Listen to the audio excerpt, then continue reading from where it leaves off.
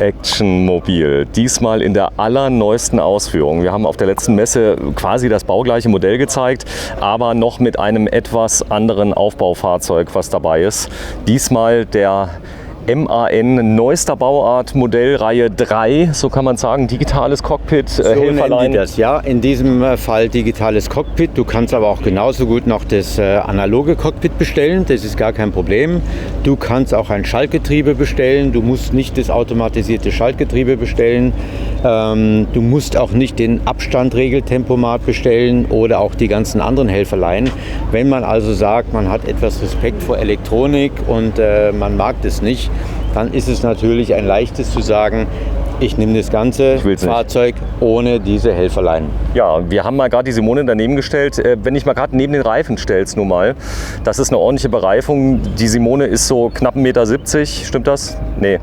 Ungefähr, ja, was da ist. Und da sieht man auch schon mal die Größe des Fahrzeuges. Wir sind aber deutlich unter 12 Meter Länge, oder? Wir sind unter 12 Meter. Wir haben eine Aufbaulänge von 7,40 Meter. Man rechnet dann von Stoßstange bis Aufbaubeginn ca. 2,50 Meter. Und dadurch ergibt sich dann die Netto-Gesamtlänge. Und dann alles, was hinten noch drauf kommt, zählt dann eigentlich als Ladung. Ja, das Schöne ist, du hast ein tolles Konzept, bei dem der Wohnraum komplett getrennt ist von dem Fahrzeug selber. Das bedeutet konkret, du hast überhaupt nicht das Gefühl, dass du in einem Wohnmobil bist, sondern ich sag mal, dadurch, dass der Fahrhausbereich komplett getrennt ist, hast du quasi eine kleine Eigentumswohnung, die du mitnimmst, die weltreisetauglich ist. Das ist auch nochmal ein Riesending. Und ja, der Global XRS 7400 von Action Mobil, ist das jetzt schon, kann man sagen, so ein bisschen die Speerspitze aus deinem Programm? Ja, eigentlich schon. Ja. Viel länger wird es eigentlich nicht mehr. Wir sind ja auch immer darauf bedacht, das Fahrzeug so kompakt und kurz wie möglich zu machen. So kompakt und kurz wie möglich, ich zeige es mal gerade. Ja gut, wie möglich, hat er gesagt. Ja, wenn der Kunde dann halt eben sagt, er braucht aber diesen Innenraum, um sich wohlzufühlen, dann haben wir halt nur 7,40 Meter Aufbaulänge. Aber ich sage nicht, das ist einfach genial, nimm einen Dreiachser und Aufbaulänge, machen wir halt 7,5 Meter. Der Kunde wird niemals sagen, ja, wenn du das sagst, dann machen wir das so, sondern es ist einfach das Resultat, die Addition dieser ganzen Einzelelemente. Wenn der Kunde sagt, er braucht unbedingt Einzelbetten, wenn der Kunde sagt, er braucht eine große Küche, eine ganz große Sitzgruppe und so weiter, dann addiert man das einfach mal alles zusammen und wenn dann nachher 7,40 Meter rauskommen, dann ist es halt so. Und dann brauche ich natürlich. So kompakt wie möglich. So ist es. Und gab's schon brauche ich eben auch einen Dreiachser. Gab es schon ein Problem hier, ich sag mal, Urheberrechte, Kraus, panzermäßig, so dass sie gesagt haben, Leopard ist aber unser Name hier für die Geschichte? Das kommt ja auch von dem Tierchen und nicht vom Panzer. Ich zeig's mal gerade, da vorne ist es drauf. Aber ist es so, wenn ich jetzt hier davor stehe, dann gibt es ja mehrere Möglichkeiten, wie ich das Außendesign von so einem Fahrzeug wählen kann. Ich zeige mal gerade, hier vorne ist Tarnfleck. Das ist nett. Die Frage ist, passt das im Moment in die Zeit, Tarnfleck, oder ist das kein Problem? Ja gut, er hat es jetzt mal nicht nach dem 24. Februar gemacht, sondern das Design ist schon seit 3 Jahren drauf. Das hat er sich in Frankreich, in seiner Heimat, machen lassen. Das Auto ist normalerweise standardmäßig RAL 7030. So, es ist foliert. Es ist foliert, ganz genau. Ja. Okay. Und das hat er eben in Frankreich sich machen lassen. Und ob es gefällt oder nicht, es ist natürlich dann Geschmackssache. Aber auch wenn man es ganz neutral sieht, es schont halt mal den Originallack. Ja, das ist auch so. Das heißt, du ziehst es ab, es ist da. Wir zeigen das mal gerade von der Seite, weil die Sonne heute brennt natürlich an dem Sonntag unglaublich. Es ist natürlich ein erhabenes Fahrzeug, aber du hast gesagt, es gibt eine Faustregel, dass der Radstand gleich der Aufbaulänge ist. Wie gilt das denn beim Dreiachser? Das gilt jetzt in erster Linie mal für den Unimog. Ja, ja. Weil wenn man wirklich die Vorteile des Unimogs vollwertig erhalten möchte, dann ist eben die Faustregel, Radstand ist gleich maximale Aufbaulänge. So. Das ist bei diesen Standard-LKWs MAN, TGM, TGS, Mercedes Arocs und Scania Volvo natürlich etwas anders gelagert. So, jetzt hast du hier vorne das Leben mal ein bisschen stilisiert. Die Fahrzeuge sind auf der ganzen Welt unterwegs, unter anderem in Australien. Die Leute, eure Kunden, fahren unglaublich gerne nach Australien. Ja, das ist tatsächlich der Fall. Dieses Fahrzeug, was jetzt genau hinter dir steht, ein TGM 2-Achser, ist Baujahr 2015, hat 140.000 Kilometer drauf. Der da? der da. Und wenn du da nachher mal reingehst, das Ding schaut innen aus wie neu. Natürlich, die Kunden pflegen das Ganze auch ein bisschen. Das war schon zweimal ausrein, ne? Zweimal, ja, ganz genau. Daher diese, ich will nicht sagen hohe Kilometerleistung, aber er nutzt das Fahrzeug dann doch regelmäßig. Naja, hohe Kilometerleistung. Wie viel hat er? 100? Etwas unter 150.000 werden es jetzt mittlerweile sein. Kann man, ich sag mal, wenn jetzt ein Kunde kommt und sagt, die Aufbaukabine ist aber noch toll, ja, ist das jemals vorgekommen, dass er gesagt hat, ich möchte gerne eine etwas neuere Technik drunter? Geht das? Definitiv, das haben wir schon mehrmals gemacht in der Vergangenheit, dass man gesagt hat, ein TGA von 2004 wird dann ersetzt durch einen neuen TGS von 2010, wenn sich was getan hat, oder ein F2000 von 2000, ein großes Fahrzeug haben wir jetzt mal umgebaut vor 10 Jahren. Elektromobilität. Die Leute sagen ja jetzt könnte es ja irgendwann mal sein, dass, gut, jetzt in den Ländern vielleicht nicht so, das werden wir beide vielleicht nicht mehr erleben, aber wer weiß. Jetzt bringt MAN, was weiß ich, eine Brennstoffzelle raus und sagt, okay, machen wir das, wäre möglich, die umzusetzen, oder? Theoretisch schon, sobald es Sinn macht, das umzusetzen, dass die Reichweite vernünftig darstellbar ist, dass die Tankmöglichkeiten da sind. Man wird sich mit Sicherheit damit auseinandersetzen, aber momentan ist man einfach Passagier, man hat keine Einflussmöglichkeiten darauf und man ist jetzt einfach mal angewiesen darauf, was die Hersteller bzw. auch die Regierung und so weiter beschließen und was nachher umsetzbar ist. Also was davon auch noch praxistauglich sein wird. Es ist wirklich unverschämt, wie sauber ihr die Elektrik macht. Das ist unglaublich. Also wenn ich jetzt hier reinschaue, das sind ja jetzt Bereiche, die sind ja deutlich von außen sichtbar. Ihr verwendet Mastervolt, das ist kein Geheimnis. Aber es muss alles perfektioniert sein in allen Ecken, auch die man nicht sieht. Auch die man nicht sieht. Und es ist dann nachher auch so, du musst dann bei diesen einzelnen Batterien, musst du dann nachher die Kabellängen auch entsprechend legen. Das wirklich. Kann man zeigen, wie man das auszieht? Das müsste ich auf die andere Seite dann rausschieben. Komm, das machen wir mal. Das dann nachher von da sehen kann. Sehr stark. Also auch hier ist jetzt auch hier eine Zentralverriegelung, Stefan? Gucken das mal gerade. Glaube ich gerade den Schlüssel hier für das Fahrzeug? Für das Fahrzeug, ja, damit er uns das demonstrieren kann. Das ist stark. Also er wird uns auch gleich mal zeigen, er hat hier vorne das Motorrad oben drauf, auch das werden wir gleich mal absenken. Das ist was ganz Besonderes, du kannst nämlich ebenerdig mit dem Motorrad dann runterfahren. Ja, top, da kann es gleich losgehen. Draufsetzen und ab geht's. Großes Kino, also ja. Wenn du das hier siehst. Also auch diese Farbe gefällt mir so gut, also die Außenfarbe. Die Farbe ist Sand. Du hast ab einer gewissen Entfernung, wirst du dieses Fahrzeug nicht mehr sehen in der Wüste. Ja. Es ist dann total weg. Und hier die Besonderheit, dieser, ich nenne es mal Slide-Out, der ist jetzt, ich habe überhaupt keine Ahnung, Stefan, wie das funktioniert, wie der jetzt hier rauskommt. Ja, das ist relativ simpel. Du kannst den jetzt, gut, wir sind jetzt im Messemodus, da hast du auch ein bisschen Saustall drin. Das ist eine Verriegelung beidseitig und du kannst jetzt praktisch, diesen Auszug kannst du jetzt 1 Meter nach links oder 1 Meter nach rechts rausfahren.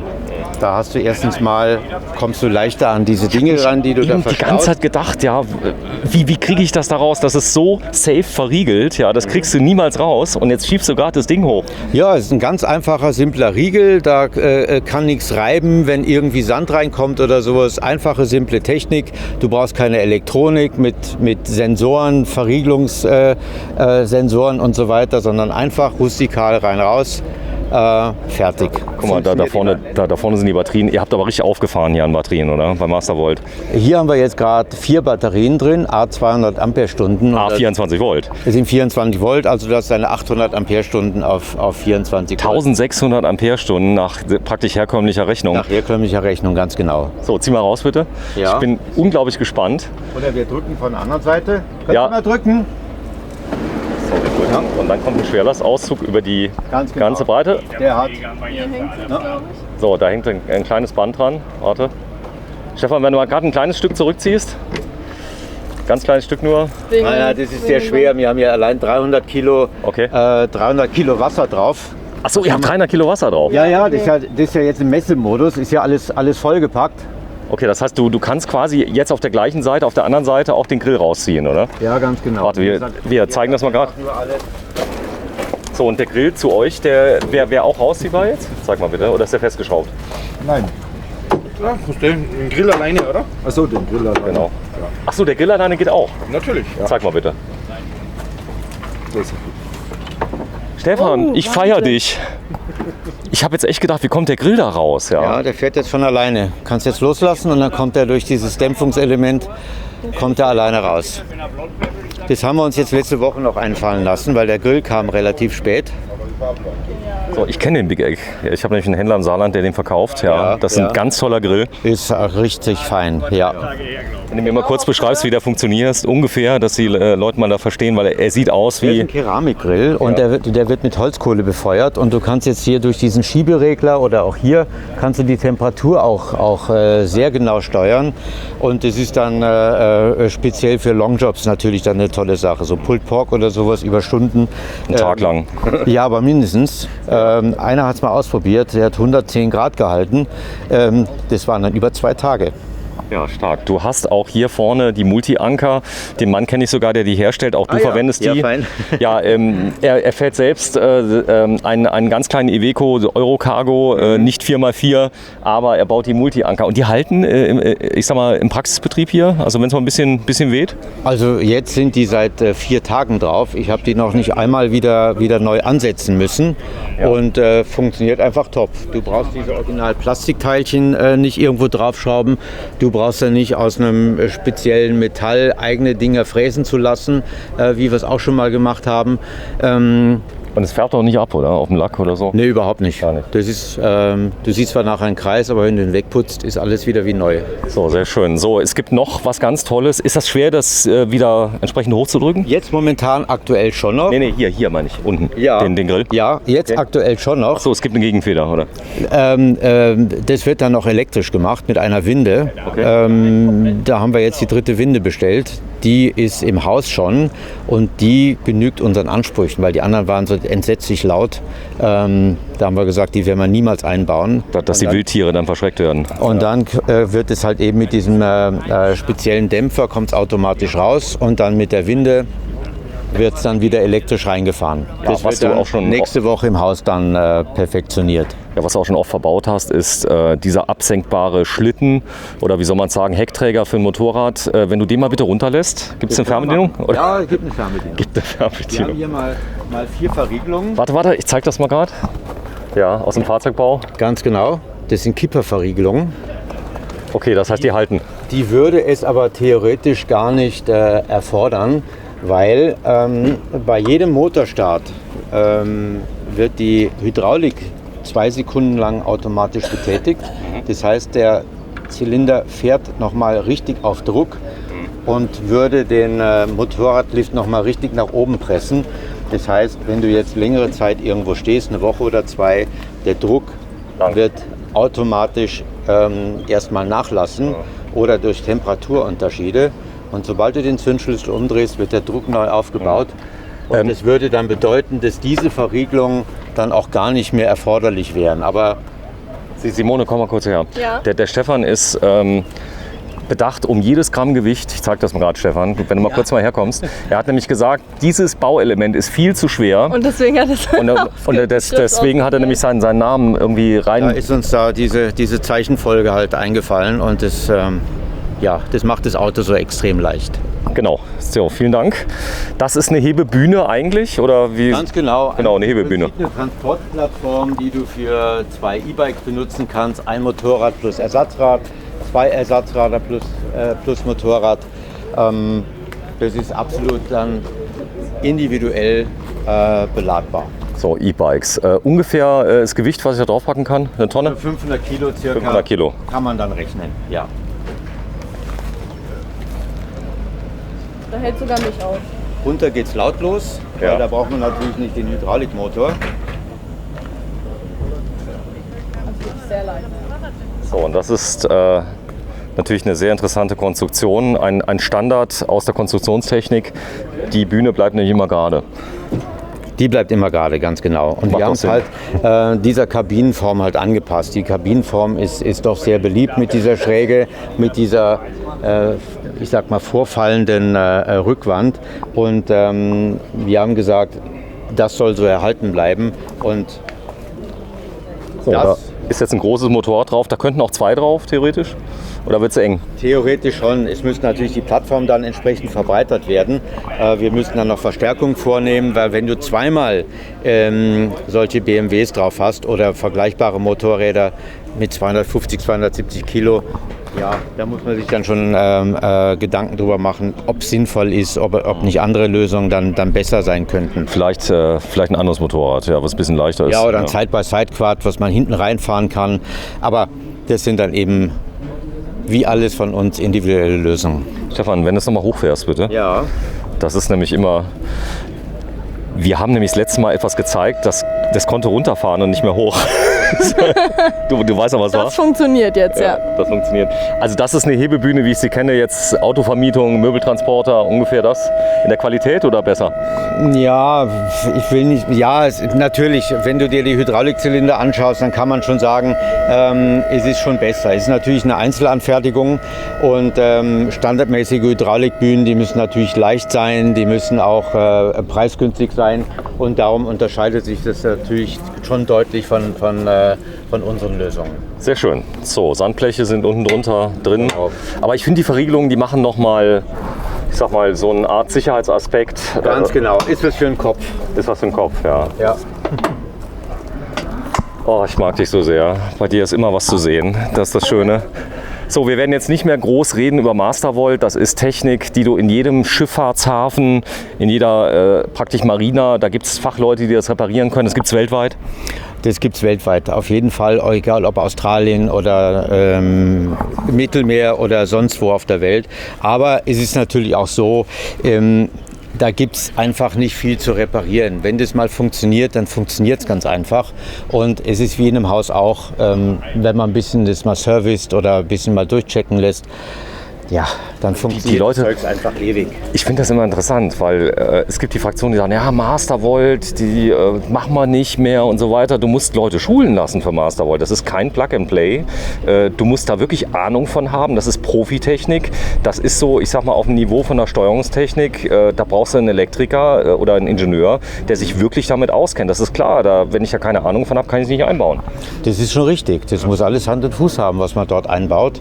Und aber eben dieses Feintuning, das dann nachher der Techniker von Mastervolt mal drauf schaut, eben über die Ferne, über den Computer und nochmal die Einstellung kontrolliert. Toll, oder? Ja, auf jeden Fall. Es gibt natürlich auch die Sicherheit und wenn man dann nachher sagt, man hat irgendwo vielleicht ein Problem, dann kann man sagen, du pass auf, es ist alles von Mastervolt, es ist keine fremde Technik, dass man sagt, die Batterien von Produzent A, das Ladegerät von Produzent B. Alles aus einem Guss. Alles aus einem Guss. Da ja, hier ist vorne. dann auch die Verantwortung mal ein bisschen übertragen auf Mastervolt. Stefan, du hast dir keine Mühen gescheut und hast eine Zentralverriegelung entwickelt für Aluklappen, die auch die Riegel hier ordentlich treibt, die aber auch komplett manuell steuerbar ist. Das sind jeweils Haushaltsschlösser, das heißt entsprechende Sicherheitsschlösser auf Wunsch gleichschließend. Die Profilzylinder, die wir einbauen, sind auf jeden Fall immer gleichschließend. Egal, ob du die Stauraumklappen hast von uns aus dem GFK-Sandwich, ob du die Aluminiumstaukisten hast, was auch immer. Teilweise sogar Bügelschlösser sind gleichschließend mit einem Schlüssel zu betätigen. Und eben auch hier wie drüben bei dem Unimog die Herausforderung halt, dass du diese komplett unterschiedlichen Schließsysteme, Aluminiumboxen und GFK-Sandwich-Klappen, dass du diese Schlosssysteme miteinander kombinierst und die halt mit einem Schlüssel bzw. mit der Zentralverriegelung halt dann bedienbar machen kannst. So, hier die große Eigenbautreppe, die ganz gering aufbaut, funktionieren muss, immer und immer wieder, die unten nicht abgestützt werden muss. Man kann sie abstützen, dann wackelt es vielleicht einen Ticken weniger beim Ein- und Aussteigen, aber das Ding ist wirklich gebaut. Da, ich sag mal, könnte jetzt eine Armee im Prinzip den ganzen Tag rein und rauslaufen, das würde funktionieren.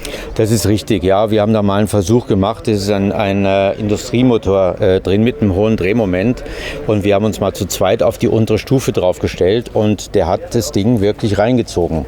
Wir haben es dann natürlich mit einer Überlastsicherung versehen, dass eben nichts passieren kann. Also dass ein Bein drin hängt und so, das wird abgetrennt. Ganz zum Beispiel. Oder wenn halt eben der Kunde vergisst, die nachts reinzufahren und es liegt Schnee drauf, dass dann nicht irgendwas eingepresst wird und dann irgendwelche Beschädigungen entstehen. Und der Vorteil dieser Leiter ist natürlich, sie ist wesentlich robuster als das vorhin gezeigte Standardteil. Wesentlich schwerer selbstverständlich, aber die Stufen sind breiter, die Stufen sind tiefer. Das Gesamtpaket, wenn es eingefahren ist, ist es nur 200 mm stark, fügt sich dann auch sehr gut in die Optik des Fahrzeugs ein. Im ausgefahrenen Zustand ist dann die untere Stufe tiefer als die untere Stufe bei der Thule-Leiter, beispielsweise, um mal einen Namen zu nennen. Ja, und wenn man die mal einfährt... Mach mal bitte. Das ist... Ach, die faltet sich. Wie eine Klappleiter. Wahnsinn. Oh, ist das schön, oder? Sehr Dann schön. ist es halt aus einem Guss und ist natürlich unten drunter nochmal ganz massiv geschützt, was bei der anderen Leiter eben nicht der Fall ist. So, wenn du sie nochmal rauslässt, bitte. Du, Eben die Verbindung mit den integrierten Einstiegsstufen, sehr tief das Ganze und nutzbar eben für Schuhwerk, so, auch hier unten. Kehrbesen, was auch Ich glaube, immer. wir brauchen uns über ein paar Sachen nicht unterhalten, wie Aufbautüren gefertigt sind, für die Ewigkeit, dass hier zum Beispiel die Klavierbänder in Edelstahl, nehme ich an, Ja. dass das Ganze funktioniert. Dann hast du eine Zweifachverriegelung mit Riegel, also wie man die kennt, dreifach. Einmal unten, einmal oben, einmal auf der Seite. Genau, wenn du den mal kurz Natürlich raustreibst, muss man- Stefan. Natürlich könnte man jetzt auch noch mit 4, 5, 6 Punkten arbeiten, aber die Einbruchssicherheit wird hoch. dann nicht wesentlich, wenn überhaupt, nur minimal erhöhen, aber glaub- auch nur theoretisch. Die Leute, die in die Länder fahren, die kennen sich aus. Man muss weniger Angst haben, muss man sagen, als man glaubt. Also es ist wirklich nicht so, wenn man also ein paar Regeln befolgt. Also es Ja, gibt definitiv. ein paar Regeln, die sollte man befolgen. Das ist in Deutschland ja auch so. Wenn man jetzt jemand aus dem Urwald, ich sag mal, nach Frankfurt schicken würde, der wird sofort totgefahren, ja, weil er... So ist es ganz genau. So, das Schuhfach hier? Das ist Schuhfach, in diesem Fall nur einseitig, weil der Kunde gesagt hat, auf der anderen Seite braucht das nicht. Also Eben, die Basis war eben der erste Global XRS, den du in Düsseldorf letztes Jahr gefilmt hast. Und auf dieser Basis hat der Kunde eben gesagt, ich hätte gern andere Möbel, andere Farben, eben nur ein Schuhfach statt zwei, dafür tiefere Schubladen. Und Hat so dir das weiter. geholfen eigentlich, die Filme, dass die Leute auch mal Details gucken können, jetzt in der Pandemie? Die konnten nicht alle auf die Messe kommen? Habe ich sehr, sehr oft gehört. Ich habe Angebote verschickt mit dem Link zu deinem Video. Dann haben die Leute gesagt, ja, alles gut, kenne ich aber schon. Wir haben uns das dreimal angesehen und sehr, sehr viel gelernt dadurch. Und ja, Also es gibt so viele Details, Simone. Du wirst gleich, ich sag mal, ein paar Sachen finden, die weltreisetauglich sind durch die Wüste. Hier sieht man, hier ist eine Familie wahrscheinlich drin, könnte sein. eigentlich ist es für zwei Personen gedacht. Ja, Du perfekt. du hast die Küche gleich gegenüber, die kleine Sitzgruppe. Simone, komm mal rein. Arbeiten und zum Essen. Und hier hast du eine Lounge hier im vorderen Bereich. Simone, du wirst gleich vollkommen umfallen, weil die Lounge kannst du auf Knopfdruck zu einem riesen, zu einer riesen Essgruppe machen. Stefan, wenn du mal gerade mal die Tür mal bitte zumachst, die Aufbautür, es geht ums Licht. Ja. Und das zeigen wir mal gerade, das heißt hier oben, erst wird die Tür verschlossen. Wieder auch dieses dunkle Holz mit dem So, Weiß. und dann oben wird dann zugezogen, das ist normalerweise auch so. Und jetzt ist die Frage aller Fragen. Du bist nachts, du hast natürlich mal wieder 2 Bier getrunken, ja, du kommst natürlich aus Bayern sogar, Bayern. Aschaffenburg. Ja. Ja, und da kannst du dich böse verletzen, wenn du runterfällst, ja. Ja. Und jetzt? Habe ich ja unten nach den. Ah ne, hier ist gar nicht der Handlauf, ne? Der ist bei dem anderen kein Fahrzeug. Handlauf. Handlauf Aber brauchst du nicht, weil du willst ja auch gar nicht da runter, Nee. sondern du willst ja nur auf die Toilette. stimmt. So. Ob du jetzt da runterfällst, also das ist jetzt weniger eine Absturzsicherung. Wenn du jetzt kleine Kinder hast natürlich, dann machst du das einfach hier zu. Ich kann es dann noch ganz zumachen und dann wieder verriegeln. Und das ist dann auch voll begehbar. Hast du jetzt einen Hund, der liegt da in seinem Körbchen drin, Ja. hast du jetzt ganz kleine Kinder, die sind da eben dann auch geschützt, Ja. können nicht runterfallen. Finde ich toll. Ja, Tolle finde ich Idee. Toll. Ja. Ja. Gibt es bei Reisebussen, muss man sagen, also je nachdem, wo man fährt, kann man das zumachen, dass es runterfährt. Ganz viele amerikanische Fahrzeuge haben das. Also Ja. da kannst du das elektrisch nochmal rausfahren Ja. im vorderen Ja. Bereich. Da habe ich das gesehen. Kannst es hier wieder verriegeln. Das ist jetzt hier mal mit Magneten gehalten. Auf Knopfdruck kommt es eben raus. Mit Federunterstützung ziehst du es raus und während der Fahrt wird es dann nochmal wieder durch die Zentralverriegelung zusätzlich gehalten. Weil das Ding mit dem Stein wiegt doch ein bisschen was. Stefan, wenn du mal so lieb bist, die Tür mal gerade ganz zumachst. Ja? Ich will mal gerade was testen, weil draußen... so, dazu wird erstmal oben runtergefahren. Ganz genau. Das ist bei euch immer so, diesmal mit Fenster. Auch noch die Glasscheibe drin. Hier kann ich auch noch zumachen, wenn ich möchte. So, denn ich habe nämlich gesehen, wir haben so viel Energie an Bord und so viel Solar an Bord, dass wir jetzt mal die Klimaanlage anfahren können. Sagen wir so nett. Wir haben ja keine Klimaanlage. Drin. Der Kunde wollte keine. Der Kunde hat jetzt das wird sein zweites Fahrzeug. Achso, er weiß genau, was er tut, oder? Er weiß ganz genau, was er tut, ja. Er hat einen kleinen Atacama 5300, den hat er jetzt verkauft. Ja. Und dieses Fahrzeug wird professionell eingesetzt. Das heißt, er veranstaltet Reisen, Fernreisen bis nach China beispielsweise, jetzt gerade aktuell Iran. Es ist nicht der Kunde, der dieses Buch geschrieben hat, es ist ein anderer Kunde. Ich kenne den Kunden, der das Buch geschrieben hat, deswegen, ich habe den gefilmt. Im letzten Jahr war der hier, ja. Da war der da. Und der Kunde hat ganz bewusst gesagt, wir haben hier eine sehr, sehr gute Querbelüftung, Dachlüfter und so weiter. Er möchte auf eine Klimaanlage verzichten. Aber in der Tat, die nächsten 3 Fahrzeuge, die wir bauen für Kunden, die werden wieder mit Klimaanlage ausgestattet sein. Weil in diesem Fall haben wir von diesen Tiefkühltruhen, von denen ich gesprochen habe, mit jeweils 150 Liter Inhalt, hat er 2 Stück an Bord. Okay. Weil er, wenn er die Reisen veranstaltet, teilweise mit 40 Teilnehmern, muss er schon mal Champagnerempfang und so weiter machen. Da wird eben Kühltruhe 1, Kühltruhe 2 in Betrieb genommen. Wir haben es jetzt hier, auf Kühlschranktemperatur.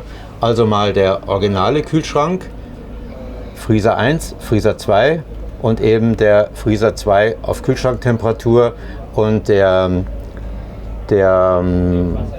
das andere.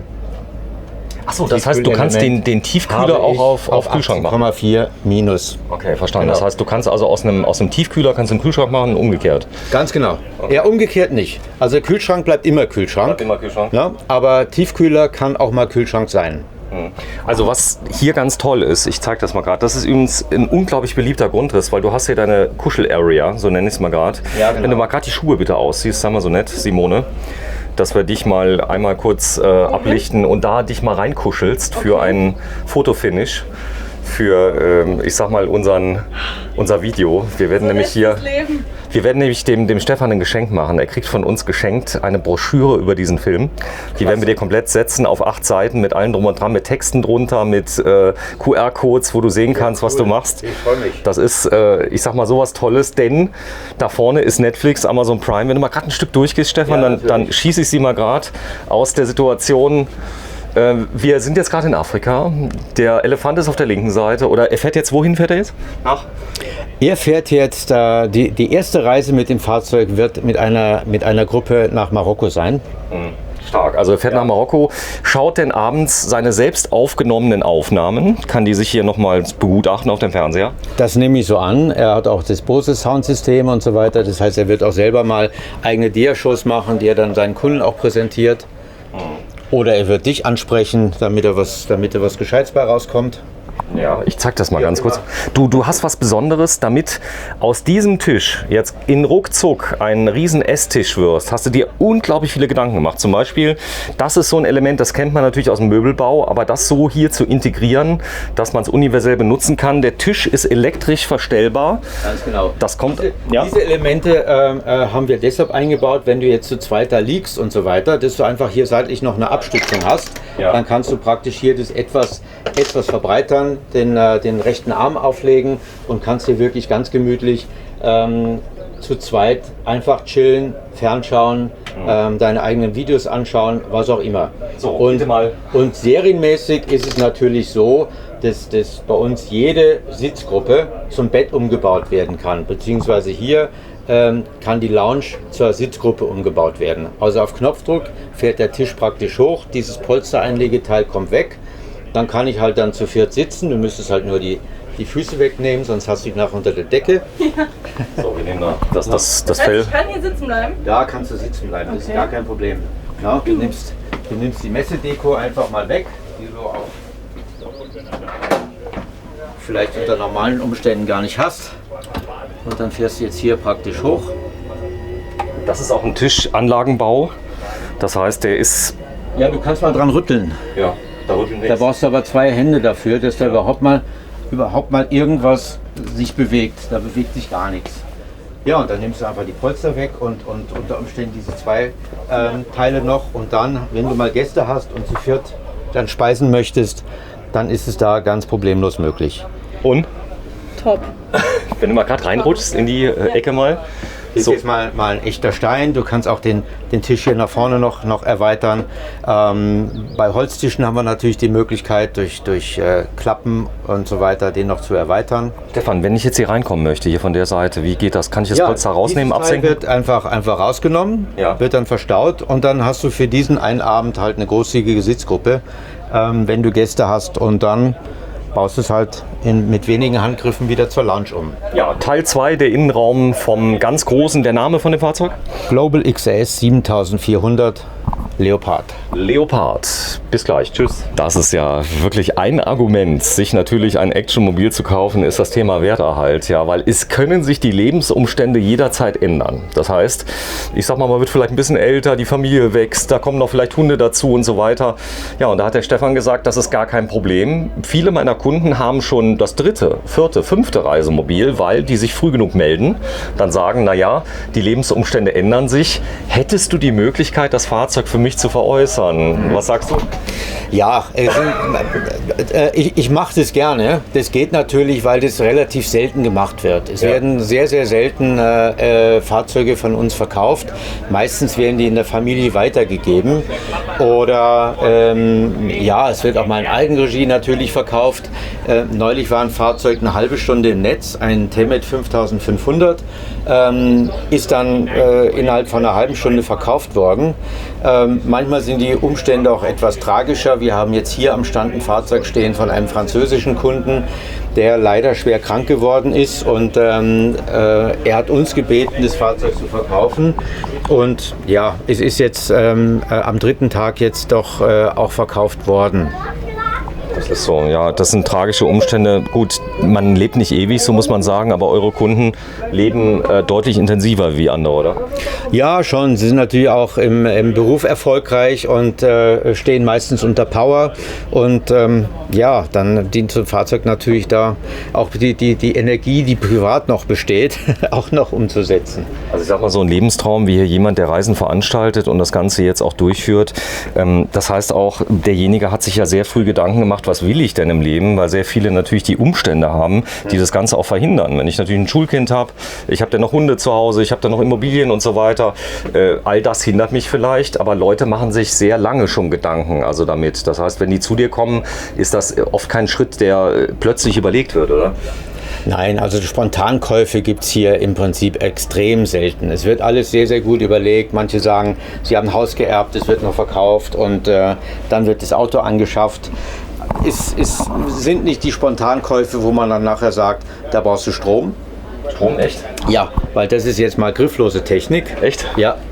Zeig mal bitte. Ich bin total Weil begeistert. wenn der Kunde sagt, ja, das hätte er gerne auch zu Hause im Fahrzeug, was er in seinem Zuhause halt eben dann kennt, ja, und dann baut man das sehr, sehr gerne ein. Und jetzt, was ist zu tun? Na, jetzt muss ich das eben kurz einschalten, Ja. mach dann die Tür auf. Das habe ich bei mir in der Spülmaschine-Familie. Hier sind noch die Brotkrümel drin. Es gibt natürlich auch immer Ja, aber jetzt mal ehrlich. für unsere Mannschaft. Das sind Die werden Fahrzeuge, die sind auf der Reise, oder? Ja, auf jeden Fall. Das ist jetzt noch unser eigenes Fahrzeug. Wir haben das jetzt im März fertiggestellt. Hätte eigentlich noch ein Jahr oder 2 länger bei uns bleiben sollen, dass wir noch das Auto länger hätten nutzen können. Aber ja, der Kunde hat gesagt, ja, er hat jetzt sein erstes verkauft, er braucht das Fahrzeug einfach, und dann haben wir gesagt, okay, gehen wir es halt schon früher aus der Hand. Frage, das war jetzt auf Kundenwunsch gebaut, weil du sagst, das ist im Moment noch das Fahrzeug von uns? Schon, oder? Ja, er ist schon während der Planungsphase auf uns zugekommen, hat den ersten Global XAS gesehen, hat gesagt, ja, super top, so möchte es auch haben. Wir haben ein paar Modifikationen durchgeführt. Da vorne siehst du zum Beispiel eine Holztür mit Bullauge. In unserem Fahrzeug war eine Glastür drin. Die Möbel sind etwas anders. Wir haben hier den Hell-Dunkel-Kontrast verstärkt. Bei unserem ersten Fahrzeug waren das helle Möbel in Wildeiche-Ausführung. Wildeiche haben wir zwar hier auch, aber eben ganz dunkel gebeizt. Dann hat er im Badbereich keinen Infrarotstrahler im Rücken, sondern er hat gesagt, er braucht einfach nochmal deutlich mehr Stauraum. Wurde das Bad etwas kleiner, dadurch wurde etwas mehr Stauraum generiert. Hier haben wir dann den Waschtrockner untergebracht. Den sieht man hier. Warte, ich zeig das mal gerade, was das für einer ist. Das ist analog zum ersten Fahrzeug. So, ist wahrscheinlich auch Miele, korrekt, der WT1. Wenn man denn mal einen kriegt, sage ich immer, weil die WT1 sind schwer zu kriegen im Moment. Ja, ich habe zu Hause 4 Stück auf Lager liegen, weil dann doch der ein oder andere Kunde gesagt hat, du pass auf, man hört von dieser ganzen Materialknappheit und schau doch bitte, dass du für mein Auto, auch wenn wir es erst im nächsten Jahr bauen, das Material bestellt. Ja, ich habe dann 4 Waschtrockner bestellt. Und da oben drüber, was ist da drin? Und blöderweise 2 Tage später waren 4 Waschtrockner bei uns im Haus. Es ist so, wenn man die Sachen bestellt, ich habe den neuen Bildschirm Apple, so, der ist nicht lieferbar. Ich habe ihn bestellt, nach 2 Tagen war er da. Ja. Jetzt kostet die Kiste 1.000 Euro mehr, weil es nicht lieferbar ist. Ja. Es ist so, es ist verrückt. Du bestellst was, willst es, wenn du es willst, kommt es nicht. Ist das dieser Kühlschrank, den man so kühlen kann, oder ist das hier der Kühlschrank? Das ist der Kühlschrank. Das ist auch wieder unser eigenes Modell, was ich drüben schon beschrieben habe in dem Unimog. Und eben 175 Liter Nutzinhalt, höchst isoliert. Abwärme wird aktiv nach außen abgeführt und das Modell ist leiser als handelsübliche Kühlschränke, die für Wohnmobile, für Yachten und so weiter gebaut werden. Hier haben wir dann noch Es ist so genial mit deinen Push-Locks, ganz ehrlich. das sind eben das sind nicht Original-Push-Locks, das sind jetzt eben diese sogenannten Push-to-Open-Verschlüsse, also unsichtbar. Der Kunde wollte absolut keine Griffe haben, absolut cleane Oberflächen. Das ist natürlich der Vorteil, wenn wir ein Zentralverriegelungssystem haben, dass du einfach dann in deinen gestalterischen Möglichkeiten doch da im Vorteil bist. Preis von dem hier, wo geht sowas los, der große? Der geht los, exklusiv Mehrwertsteuer, weil ich nenne es immer exklusiv Mehrwertsteuer, weil ich habe deutsche Kunden, ich habe Schweizer Kunden und so weiter, die können sich dann ihre also wir nennen das jetzt mal offiziell ein Angebot an gewerbliche Kunden. Ist das okay für dich? Nicht, dass er Ärger gibt? Sagen wir es mal so, an gewerbliche Kunden. Dieses Fahrzeug geht los bei ca. 860.000 netto und dieses Fahrzeug liegt bei 1 Million netto. Das heißt für deutsche Kunden dieses Fahrzeug 1.190.000. Mit der Mehrwertsteuer. Inklusive deutscher Mehrwertsteuer. Da sind natürlich für Privatkunden 16%, waren spannend, oder? Wenn die dann kommen. So, ich zeig mal gerade. Das ist alles maßgefertigt. Ja, das liefert der Kunde an. Das sind spezielle Becher hier mit Gummi, damit. Da darf ich mal gerade sehen, Eva, so. Die Leute fragen sich immer, was ist das? Ja. Hat der Kunde angeliefert, wir bauen es dann ein, inklusive der Jura-Kaffeemaschine in diesem Fall.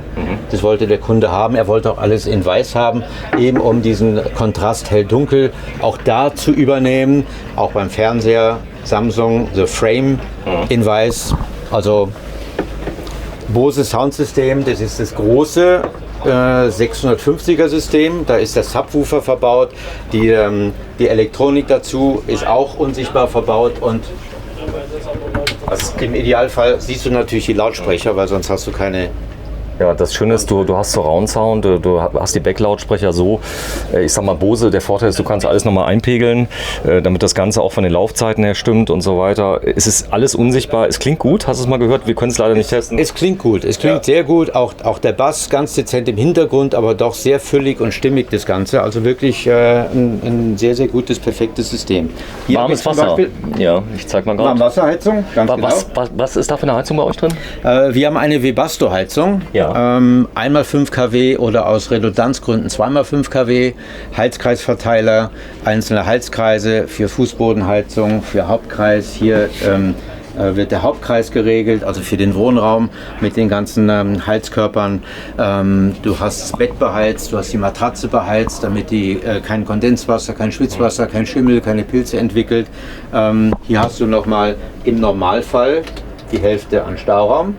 Hier sind 2 Kompressoren untergebracht für 2 Tiefkühltruhen. Wow. Okay.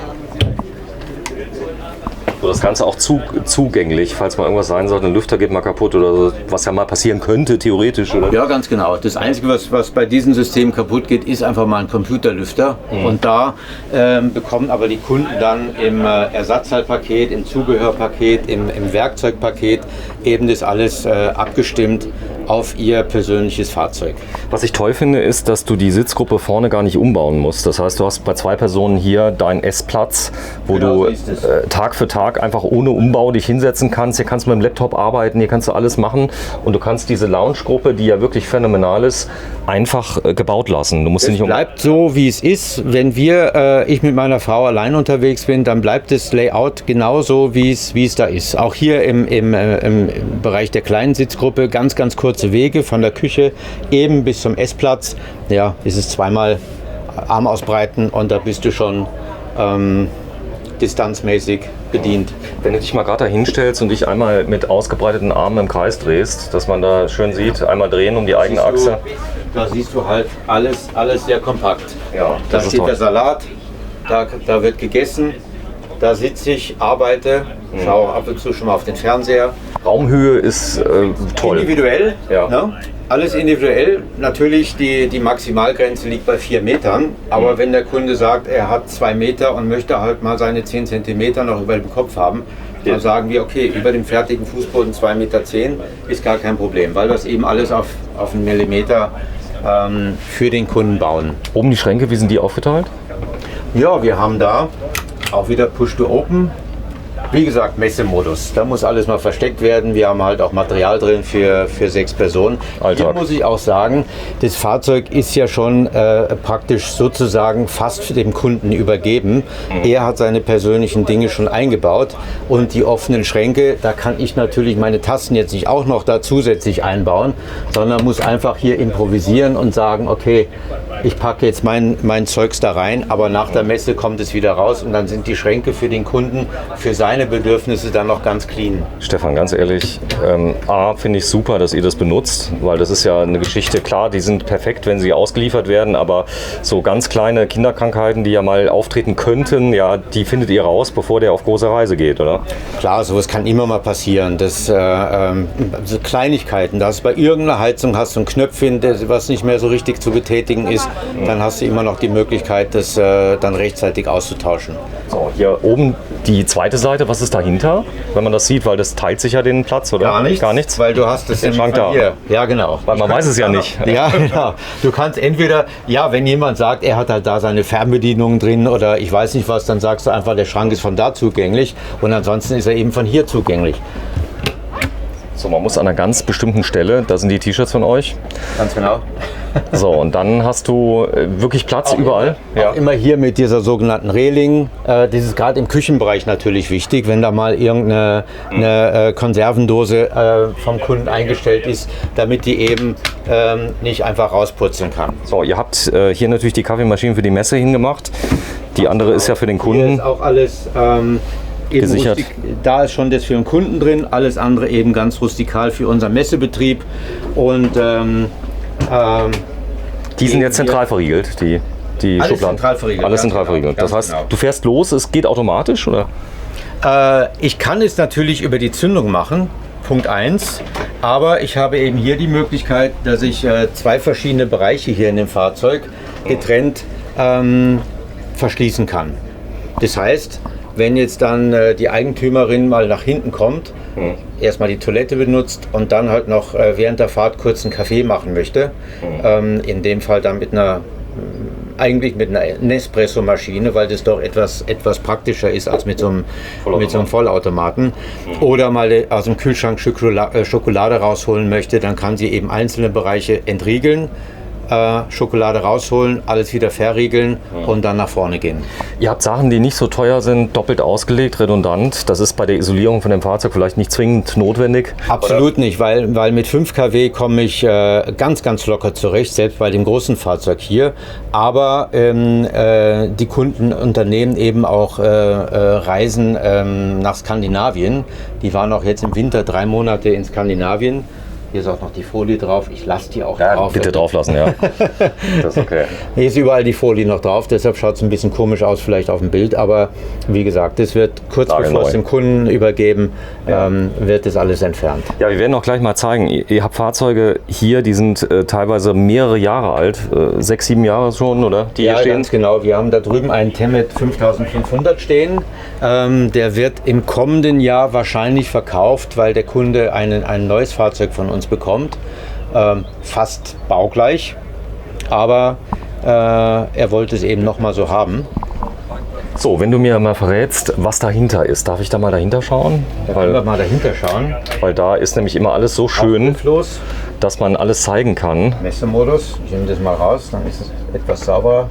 So, das ist eine Fernbedienung für was ist das? Das ist die Kabelfernbedienung, die ist normalerweise für das Tischgestell. Okay. Die haben das aber so umgebaut, dass du da einen hochwertigen Schalter hast aus dem gefrästen Edelstahl, dass das alles ein bisschen sauberer und schöner ist. Und das wäre halt, ja, gehört dem Kunden.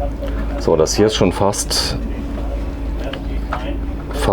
wie soll ich sagen, Technik-Pornografie, die ich hier habe. Sorry, wenn ich das sage. Und du kannst aber auch hier noch Aufsätze drauf geben, dass du diese einzelnen Schaltkreise, Wasserpumpe, Beleuchtung, was auch immer, eben auch theoretisch über Bussysteme und iPad oder iPhone, Android steuern könntest. Ihr habt keine Schmelzsicherung, gar keine? Nein, wir haben alles Sicherungsautomaten.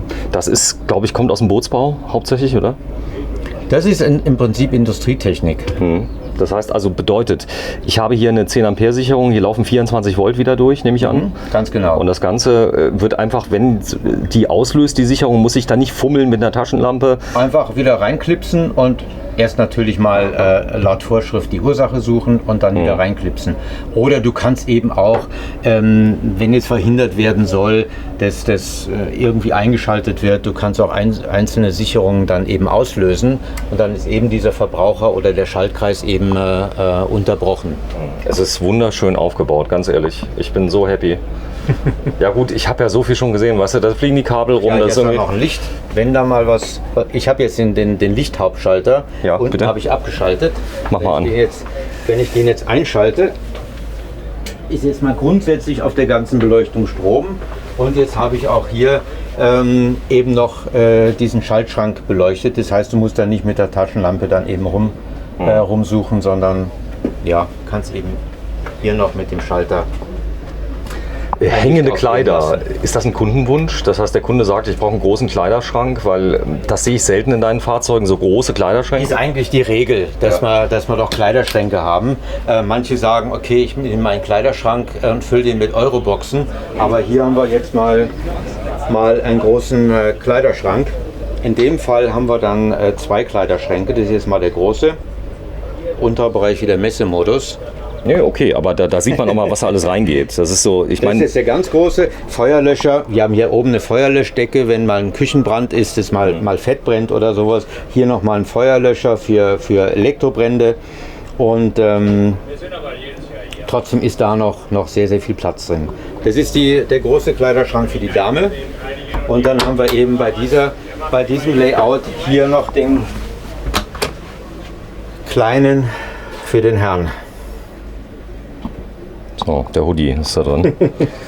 So, dann finde ich ganz toll diese Schubladenserie. Die kenne ich noch aus dem alten Fahrzeug. Ja, ganz Also klar. alt, im letzten Jahr. Und da ist jetzt nochmal das ganze Besteck drin. Dann tiefe Schubladen. Hier haben wir den Schuhschrank dazu. Dann sind dann eben die Schubladen nicht mehr so tief. Da kann man sich dann eben entscheiden, einmal Schuhschrank, nicht so tiefe Schubladen oder 2 Schuhschränke, zweimal nicht so tiefe Schubladen. Und der Kunde hat eben gesagt, ein Schuhschrank reicht ihm. Mach mir bitte die Schubladen dadurch so tief wie möglich. So, genug Besteck. Das ist natürlich echt echtes Porzellan oder Steingut, was hier drin ist, haben wir eben schon gezeigt. Eben das, was der Kunde zum Teil schon angeliefert hat und der Rest ist frei. Den haben wir jetzt mal missbraucht, aber eben nicht pistenfest, sondern eben so. Ich kann ja mein eigenes Geschirr nicht richtig einbauen und dann 5 Tage später wieder rausnehmen. Ja, du musst auch mal eine Lanze brechen für den Thema Spritverbrauch. Wir haben zwar hier ein 6x6, aber die Spritverbräuche haben sich massiv reduziert. Das ist so, du kannst so ein Auto mittlerweile relativ zivil fahren, oder? Ja, auf der Straße, wenn ich mit 85 bis maximal 90 km/h cruise auf der Autobahn und fahre von hier nach Spanien, dann liege ich circa bei 25 Liter. Ja, das ist gar nichts. Früher waren das 40, 50 Liter. 20 Tonnen, 21 Tonnen haben die Fahrzeuge, und wenn ich dann mal an die alten Militärfahrzeuge denke, an MAN Cat und so weiter, 35, 40 Liter, ist die alten Ural und wie sie alle heißen mal es geht ja, vor. Es geht ja auch um was völlig anderes heutzutage. Also ich habe vor 2 Jahren einen Kalker eingefilmt, der hatte einen alten Armee-Laster, der hatte kein Diesel, sondern der hatte Benzin, super. Und der nahm sich 1 Liter pro Kilometer. Ja. Kannst du dir vorstellen, der fährt 100 Kilometer, kostet 238 Euro. Er steht lieber im Moment. Ja, das kann man ganz gut vorstellen. Aber es ist ja auch hier so. Dieses Auto ist ja eigentlich ein Werkzeug. Das ist ein Werkzeug, damit du dann mal die schönen Strecken bereisen kannst. Und du stehst natürlich auch in der Regel mehr, als dass du fährst. So, ich zeig nochmal. Ist dann schon, dass du schöne Plätze findest und da mal wochenlang stehen bleiben kannst, wenn du es willst. Die Stufen, die sind... Die sind alle zum Öffnen. Sag mal bitte. Da ist dann nochmal wahrscheinlich Messemodus. Oder, ja, da haben wir jetzt mal... Gut, da könnten Schuhe rein. Das ist ein Muster. Kork. Naturkork. Schaut wie Granulat aus, ist aber in der Tat natürlich Kork. Als Alternative zum Bodenbelag sollen wir mal ausprobieren. Da wird natürlich dann alles auch gefräst. Cool. Ja, nur so nebenbei. So, stopp, ganz kurz, Ja. da war der Dyson. Da Ich ist der zeig's mal Dyson. gerade. Ganz Also genau. Staubsauger ist auch da. Ja, ganz genau. Ja, die ganzen Stauräume natürlich noch nutzbar. Brötchen. Ja, So, muss ja auch so. Und dann das Bett kann man hier zumachen eigentlich? Gibt es hier eine ja, Schiebetür? da gibt es eine Schiebetür. Zeig Ganz mal bitte. genau. Da kannst du hier zumachen. Ah, okay. So ein Rollladen. So machst du zu. Es bietet sich hier natürlich an, weil halt der Eingang zum Bett ist relativ schmal und da kannst du natürlich mit schweren Vorhängen, mit Rollläden und so weiter arbeiten und dann hat man wirklich einen abgetrennten Schlafbereich. So, das Dach ist ja voll begehbar. Ich zeige das mal gerade. Und der Vorteil ist, Ganz genau. du kannst hier rausgehen. Jetzt hat sich der Kunde hier nicht für ein Fenster entschieden. Nein, wir bauen diese Dachluken selber. Und grundsätzlich sind die mal aus dem GFK Sandwich-Material hergestellt, also mit 60 mm Isolation. Und dann kann der Kunde eben noch entscheiden, ob er zusätzlich noch eine Glasscheibe möchte oder eben die Originalluke mit hochwertiger Isolation. So, Aber ich kann auch sogar, wenn der Kunde möchte, diese Glasscheibe noch nachträglich einbauen. Aber ja, ich habe jetzt da mal 2 Fenster, eins links, eins rechts. Für die Querbelüftung ist es toll, fürs Licht ist es toll. Ich muss jetzt nicht unbedingt noch die massive Sonneneinstrahlung über ein Dachfenster noch realisieren. Aber natürlich Luken, die du jetzt käuflich erwerben kannst, die KCT beispielsweise, Outbound und wie sie alle heißen, noch herstellen, die haben natürlich dann schon... Gut, ist aber auch ein Sicherheitsaspekt. Das heißt, du kommst ja an die Seitenfenster nicht rein, du kommst oben nicht rein, weil da kein Fenster ist. Da probiert es vielleicht erst keiner. Die Verriegelung ist da und es probiert auch keiner. Und auch generell die Einbruchgefahr bei solchen Fahrzeugen ist extrem gering, weil doch dann gesagt wird, das ist zu kompliziert, Finger weg. Gut. Meistens wird über das Fahrerhaus eingebrochen, weil natürlich da auch... Das zeigen wir aber jetzt mal. Das bringt aber auch nichts, weil du müsstest dann, wenn du da mal drin bist im Fahrerhaus, dann hast du vielleicht schon Alarm ausgelöst. Ja. Diese Tür ist dann eine typische 180-Grad-Tür. Ganz genau. Das ist das Bad, was man aus dem Atacama kennt. Dusche, WC getrennt. Du hast auf der rechten Seite die abgetrennte Dusche mit einer Glastür, damit möglichst viel Licht wieder reinkommt. Ich zeig das mal. Oh, die ist schön. So, das heißt, du kannst dich hier komplett vereinzeln. Ganz genau. Die ist groß, geh mal bitte rein. Das ist Ja. das gleiche Material wie außen, die Dusche. Ja, ganz genau. Wir machen die ganzen Wände, wie vorhin schon im Unimog erklärt, aus diesem GFK-Sandwich. stabilisiert den Aufbau natürlich enorm, ist viel hochwertiger, als wenn man jetzt sagen würde, ich nehme jetzt beschichtetes Sperrholz oder sowas für diese Wände. Tankvolumen, was habt ihr hier? Hier konkret auf Kundenwunsch 520 Liter und ich kann hochgehen bis 700 oder 800 Liter. Das heißt, bis zu 300 Liter mehr, würde aber bedeuten 300 Liter weniger Stauraum für den Kunden. Vorfilter und so weiter könnt ihr auf Wunsch alles UV, alles einbauen? Ja, ist auch alles drin. Wir haben eine, ich sag mal, mechanische Entkeimungsanlage, dann kommt noch eine UV-Anlage dazu. Natürlich auch wird das Wasser noch, bevor es in das Fahrzeug reinkommt, nochmal gefiltert. Nicht entkeimt, aber mal zumindest grob gefiltert. Was natürlich toll ist, sind die ganzen Beschläge, alles ist so schön, weißt du, du fühlst dich wie zu Hause. Es ist ein Zuhause, oder? Ja, es sind auch die Beschläge von zu Hause. Das ist jetzt Dorma zum Beispiel, also die Klassiker, wie man es auch eben von zu Hause kennt. Was ich toll finde, wenn jetzt der Dieb es ins Fahrerhaus geschafft hat, ja, dann, ich zeige das aber gleich mal, darf er sich in Ruhe anschauen, was er drinnen noch findet, wenn die Tür zum Beispiel offen wäre. Er kommt aber nicht rein. Er bräuchte zumindest mal einen Ja, ganz genau. Ein Trennschleifer. Weil natürlich auch diese Tür entsprechend gesichert ist. Aber man kann es noch gemein machen. Man kann hier zuziehen. Ja, genau. Ja, natürlich hast du hier verschiedene Optionen. Einmal hast du dann die Option, du nimmst den sogenannten Standarddurchstieg, der ist dann ungefähr 70 cm hoch. Das heißt, am Fahrgestell, am Fahrerhaus wird nichts verändert. Dann kannst du sagen, du nimmst es mit Glas oder ohne Glas.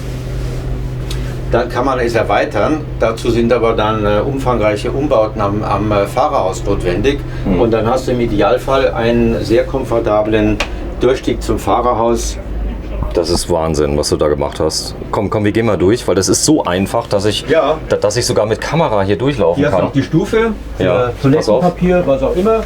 Und ich halte mal die Tür ein bisschen offen. Da ist das Toilettenpapier drin, dann, okay. Ja. Du kannst geraden Fußes kannst du einfach hier reinlaufen. Ja, ganz genau. Und das ist dann auch der Grund, warum es dann auch regelmäßig genutzt werden kann. Es ist ja kein Notdurchstieg, wo du einfach sagst, ja, es ist Gefahr von außen und da musst du jetzt mal nach hinten und losfahren. Das schaffst du sowieso nicht. Wenn außen Gefahr ist, wenn irgendwer draußen steht mit Waffen, dann fährst du sowieso keinen Meter weiter. Das ist kein Meter, dann gibst du die Schlüssel raus und sagst vielen Dank, da ist das Auto. So ist es, lass mich leben. Lass mich leben. Genau. Passiert aber nicht, muss man sagen, in der Praxis. Ist noch nie passiert, nein. Gott sei Dank. Muss man direkt da den Stecker ziehen, weil nicht, dass die Leute sagen, hier passierte die ganze Zeit. Und das ist das digitale Cockpit. Brauchen wir jetzt nicht zu zeigen. Oder hast du einen Schlüssel dabei? Ich habe ihn dabei. Du aber musst das es nicht digital haben, du kannst es digital haben. das ist ein Traum, oder? Das Digitale. Ja, das ist auf jeden Fall sehr angenehm. Das baut dann so langsam auf. Da hast du mal die Rückfahrkamera schon aktiv. Das hat ein bisschen gepupst, das war aber die Lüftung. Das sind die Lüftungsdüsen. Die Klappen stellen sich dann automatisch ein, weil wir ja auch hier eine Klimaautomatik haben. Ja, und so schaut das Ganze dann aus. Da wird alles angezeigt. Ja, man kennt es natürlich aus dem PKW. Achso, das heißt, du kannst den ganzen CAN-Bus auslesen auf Knopfdruck, oder wie? Das kannst du alles auslesen. Ja. Ja, es wird ja auch, wenn die Umrüstung dann geschieht, auf Weltreisetauglichkeit, gibt es ja auch eben die Möglichkeit, dass du dann über Ferndiagnose das auch wieder aktualisieren kannst. Oder wenn dann in irgendeiner MAN-Mercedes-Werkstatt diese Modifikation überspielt worden ist. Achso, das ist eine Firmware, die aufgespielt wird von dem Auto. Ja, damit du eben AdBlue-Verbrauch abschalten, zuschalten kannst, wie du es dann brauchst, je nachdem, ob du AdBlue bekommst oder nicht. Also das ist ja so, in ganz vielen Ländern gibt es gar keine AdBlue. Da fahren die Fahrzeuge ohne Abgasreinigung. Das ist so, und da ist das auch zulässig. Also ich sag mal, da entspricht das der Norm, so kann man sagen. Ja. So ist es. Aber auch vor der Elektronik braucht man keine Angst zu haben, weil die Länder, die eben AdBlue haben, wo eben das auch Vorschrift ist, die auch vergleichbar der Euro 6 Norm ihre Vorschriften haben, Japan, Australien, Nordamerika, Kanada, Europa sowieso, Australien, da gilt überall eine Norm, die ungefähr der Euro 6 Norm entspricht, und da kannst du auch ganz beruhigt, auch ohne irgendwelche Modifikationen mit dem Fahrzeug unterwegs sein. Das ist ein Fahrzeug, was sehr gerne im Baustellenbetrieb eingesetzt wird, als Kipper zum Beispiel. Ist das möglich? So ist es, ganz genau. Vorwiegend im Kipperbetrieb mit diesen langen Radständen, also wir haben hier erste, zweite Achse 4,50 Meter, eben andere Anwendungen, auch eben logischerweise, wie wir es hier einsetzen. Und für die Kipper hast du dann Radstände 360, 390. Aber es sind eben ganz, ganz rustikale Kipperfahrgestelle. Rustikal im positiven Sinn, das ist einfach unheimlich strapazierfähig. Wir haben hohe Nutzlastreserven. Aber der große Vorteil hier auch bei der TG2-Generation, aber auch speziell hier bei der TG3-Generation oder auch beim Mercedes Arocs, extrem viel Komfort und Annehmlichkeiten und eben auch Sicherheit. Notbremsassistent und so weiter. Und hier bin ich... Bitte? Abbiegeassistent? Definitiv sogar mit Kamera. Sobald ich rechts blinke oder jetzt es beim Wegfahren noch aktiv ist, habe ich sogar eine Kamera, um den toten Winkel auszugleichen. So, hier natürlich keine elektronischen Spiegel. Die sind auch gar nicht gewünscht auf solchen Fahrten, weil das soll alles funktionieren analog, am besten so viel wie geht, oder? Ich habe das Fahrzeug bestellt damals, da gab es sie noch nicht, dann gab es es. Ich habe jetzt trotzdem gesagt, wir nehmen dann die analogen Spiegel, aber du kannst es natürlich hier, wie auch bei Mercedes, in digitaler Form mit Kamera bestellen und bei einem Mercedes-Kunden weiß ich es jetzt, er nimmt sich auch dann Notspiegel mit. Die kannst du gleich mitbestellen, wenn das Kamerasystem ausfällt. So, wir gehen mal schnell raus. Hier vorne ist noch Stauraum, hier ist eine Leselampe, das ist das Komfortfahrerhaus. Hier sind 4 Plätze oder 2? Hier sind 2. Der Kunde hat Hund, keine Kinder. Aber du kannst auch ab Werk MAN eine Sitzbank für weitere 4 Personen bestellen. Die Sitzbank kann auch dann zum Bett umgebaut werden. So, ich gehe mal raus Du kannst auch Einzelsitze einbauen lassen. Wir können auch das Fahrerhaus verlängern lassen. Dann kannst du in zweiter Sitzreihe Sitze einbauen, die du aus der ersten Sitzreihe kennst. Also hier die Trittstufe ist natürlich sehr praktisch, weil du die Klopapier-Fülltrittstufe benutzen kannst zum Raussteigen. Aber es muss nicht befüllt werden, aber du kannst es natürlich mit allen möglichen Sachen befüllen. Aber wenn man schon eine Trittstufe baut, dann baut man sie natürlich auch so, dass der Hohlraum genutzt werden kann. Wenn du dich mal hinsetzt auf Toilette bitte, dann zeige ich mal gerade die besondere Funktion dieser Tür. Die schwingt um 180 Grad. Jetzt bin ich in der Toilette. Du kannst sie natürlich auch in dieser Richtung nur schließen. Dann hast du das komplette Badezimmer für dich alleine. Kannst aber auch theoretisch die so schließen, weil hier die Beinfreiheit einfach ausreicht. Ja. So, ich sehe dich zweimal, das ist interessant. Hier ist ein praktisch Reflexionsmaterial dabei, auch Spiegel genannt. Hier erzähle ich Ihnen 100 Mal. Du hast mehrere Spiegel, das heißt, du kannst dich von oben nach unten komplett anschauen. Hier hast du Riesenspiegel. Die Kunden, die das wollten, können das. So, wie zu Hause. Also das Waschbecken ist tief, Edelstahl. Genau. Hier wollten die Kunden einen Spiegel haben. Normalerweise habe ich hier noch einen Badschrank mit Beleuchtung, zweitürig. Der Kunde hat gesagt, das machen wir clean, wir setzen nur einen Spiegel ein. Ja, so kleine Details, Edelstahl, geschweißt. Ihr könnt schweißen? Ja, nicht alle von uns, aber der Schlosser kann es ganz bestimmt. Sehr schön, das Bullauge muss drin sein. Diese Holzoptik, hell-dunkel, macht die Sache extrem, ich sag mal, weniger clean. Das ist ja so eine Geschichte, weil ich sag mal, ich kann natürlich Zahnarzt haben, wobei die Zahnärzte heute auch schon Wert drauf legen, dass es nicht mehr so ist wie früher, was da ist. Aber hier kannst du durch Akzente sehr viel verändern und das ist frei wählbar. Alles frei wählbar. Du bist nicht an Form gebunden, du hast keine vorgegebenen Module, dass du jetzt sagst, du hast die Küche mit 1,20, die muss so sein, sondern alles geht auf den Millimeter genau. Die ganzen Oberflächen, ob das jetzt Kunststoffoberflächen, Echtholz ist, die Farben von weiß bis schwarz, das ganze Spektrum, die Möbel oder die Holzoberflächen frei wählbar, die Böden, Echtholzboden in Echtsteinboden, in Betonoptik in diesem Fall, Kunststoffböden, Echtholzböden, alles möglich. Die Schalter, das sind jetzt spezielle Schalter, die wir hier haben, die haben wir Edelstahl gefräst, da werden dann die Steckdoseneinsätze passend gemacht oder eben diese diese in dem Fall vandalensichere Schalter, aber in Wirklichkeit Die ist gibt es so, nicht so zu kaufen. Ne? Nein, die kannst du so nicht kaufen. Die Schalter zwar schon, aber das ganze Ensemble, wie es da ist, oder eben mit USB-Steckdosen kombiniert mit Schaltersteckdosen, wie wir es hier im oberen Bereich zum Beispiel haben, das kannst du so nicht in dieser Form kaufen. So, das habt ihr aber schon als CAD-Modell, habt ihr das natürlich abgelegt. Das heißt, so eine Kleinserie habt ihr schon so ein bisschen, oder? Ja, wäre schön, wenn jetzt der nächste Kunde nicht sagt, du pass auf, ich brauche aber dann nochmal wieder einen Schalter für einen dritten Schaltkreis, dann musst du wieder was Neues dann zeichnen, ist aber natürlich kein Problem. Der Hintergrund auch hier war, wenn du jetzt hier ganz normale Schalter verwendest, zum Beispiel von Gira oder Berka oder von anderen Herstellern, und du hast große Schaltflächen, du kommst hier dran, klack, klack, wird Licht eingeschaltet. Hier passiert erstmal nichts. Aber eben der Nebeneffekt, der Kunde hat es eben wegen dieser Optik so gewählt und den praktischen Hintergrund, dass nicht bei jeder Bewegung das Licht ein- und ausgeschaltet wird, den hat es natürlich auch.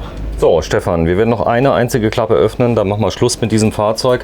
Ihr müsst euch das leider jetzt selber angucken, aber sehr oft, wenn es denn raus ist, habt ihr vielleicht mal gerade keinen da. Hier ist normalerweise bei den, ich sag mal, Fahrzeugen in weißer Ware dann die ganzen Bedienelemente mit allen drum und dran. Hier ist Manna drin und ich zeige mal gerade, die kommt ja aus Österreich, Schoki, die da ist. Schweiz. Aus der Schweiz. Ja, für unsere Schweizer Kunden. So, du bist, ich sag mal, jemand, der wirklich ordnungsgemäß berät. Das ist dir ganz wichtig. Also ich sag mal, du wirst, wenn der Kunde es wirklich so haben will, dann sagst du ihm vorher hier, das sind die Nachteile, das sind die Vorteile. Aber ihr kennt euch ja gut aus. Du machst das selber jetzt schon die ganze Zeit lang, oder? Du hast damit angefangen? Der Schwiegervater hat es begonnen 1979 und ich bin seit 1987 mit dabei.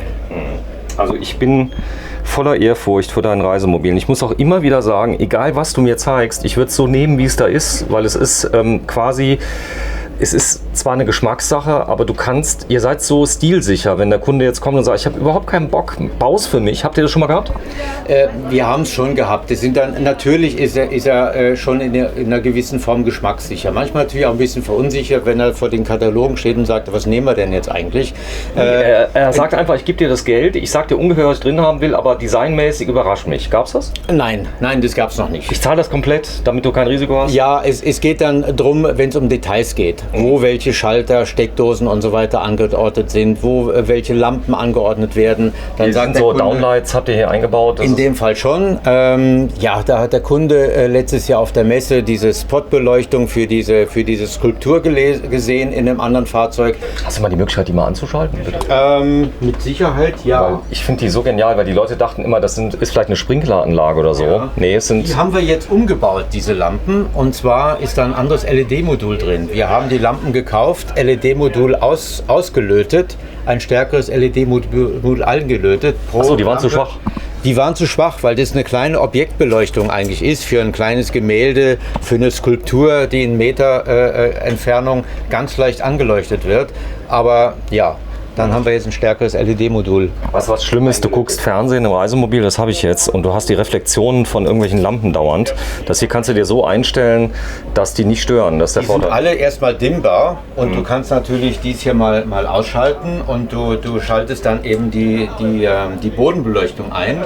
Die kannst du natürlich auch noch individuell runterdimmen. Und dann hast du auch keine Reflexionen mehr drin. Da kommt von außen oder von der eigenen Beleuchtung nichts mehr dazu. Action Mobil. Du bist der Stefan Wirtz, Geschäftsführer von Action Mobil gemeinsam mit meiner Frau. Genau, und ihr seid in Österreich unweit der Grenze von Salzburg. In welchem Ort seid ihr? In Saalfelden, ist in der Nähe von Zell am See, Saalbach, Hinterglemm, größere Stadt Salzburg. Also, wenn ihr das seht, ihr wisst, die Fahrzeuge beginnen auch mal gerne bei wenigen 100.000, muss man sagen. Ihr habt kleine Fahrzeuge, die ihr auch baut, also auf Kundenwunsch. Da muss es nicht immer 1 Million sein. Wo geht's denn los, wenn ich ein echtes Actionmobil haben möchte? Auf welchem Fahrgestell? Ja, es geht dann los am liebsten auf einem kleinen Atego oder MAN TGM. Ein kleiner Aufbau, ich sag mal mindestens 4 Meter oder 4,50 Meter, damit man auch ein bisschen Wohnwert hat. Und da liegt es dann preislich losgehend bei ca. 450.000 bis 500.000 Euro. Aber immer in dieser Qualität und immer mit einer gewissen Grundausstattung Fußbodenheizung, Solaranlagen, Mastervolt und alles, was dazu gehört. Also es gibt da kein B-Modell wie, ich sag mal, Porsche oder Volkswagen. Es ist immer die gleiche Verordnungsqualität, die Größe ist nur anders, korrekt? Die Größe ist nur anders, ganz genau. Wir haben immer unsere Fenster drin, außer wir bauen mal Outbound ein oder KCT, wenn es mal ums Gesicht geht. Aber ansonsten, egal ob klein oder groß, es wird immer in dieser Qualität ausgeführt. Ja. Vielen, vielen Dank, Stefan. Bis zum nächsten Mal. Heute, der 5. Tag der Abenteuer Allrad, 19. Juni 2022. Wieder viel gelernt. Bis zum nächsten Mal. Tschüss, Stefan. Ciao, ciao. Tschüss, alles Gute, Sven.